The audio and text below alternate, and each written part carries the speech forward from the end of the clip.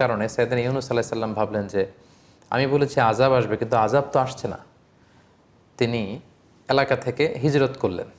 কিন্তু সাধারণত নবীদের বৈশিষ্ট্য হচ্ছে ওনারা আল্লাহ তাআলার নির্দেশনা ছাড়া কোনো এলাকা ছাড়েন না, বা নিজ কওমের লোকদেরকে ছেড়ে অন্য কোথাও চলে যান না। কিন্তু সাইয়েদনা ইউনূস আলাইহিস সালাম তিনি এলাকার লোকদেরকে ছেড়ে, এলাকা ছেড়ে হিজরত করলেন, বন্দরে চলে গেলেন।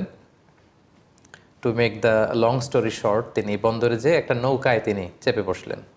একটা বোঝাই করা, মাল বোঝাই করা নৌকায় তিনি চেপে বসলেন। নৌকা চলতে আরম্ভ করলো। সাগরের মাঝখানে হঠাৎ করে সুনামি তৈরি হলো, ঝড় শুরু হলো। নৌকা ডুবে যাবে যাবে প্রায়। সবাই মিলে প্ল্যান করলো যে একজনকে যদি সাগরে আমরা ফেলে দেই তাহলে হয়তো নৌকাটা বেঁচে যাবে। এখন কাকে ফেলা হবে, কেউই তো রাজি হচ্ছে না। তখন তারা লটারি করলো। লটারিতে বারবার ইউনূস আলাইহিস সালামের নাম আসে। তিনবার যখন সাইয়েদনা ইউনূস আলাইহিস সালামের নাম আসলো, সবাই মিলে আল্লাহর নবী ইউনূস আলাইহিস সালামকে সাগরে নিক্ষেপ করলো এবং আল্লাহ তাআলার আদেশে